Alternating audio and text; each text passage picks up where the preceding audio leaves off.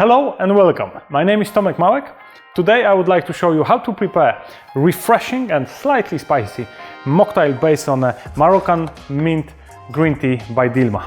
This mocktail we'll prepare straight in the glass. We start from ice. First we add 70 milliliters of a strong Moroccan mint tea brew, which is already chilled. Then 30 milliliters of our ginger and honey syrup. Then we add 20 milliliters of a fresh lemon.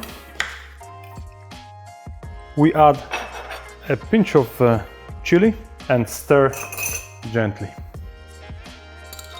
We add a little bit more ice and top it up with sparkling water. For garnish, we'll use fresh ginger. Our refreshing and slightly spicy mocktail is ready. Do try it.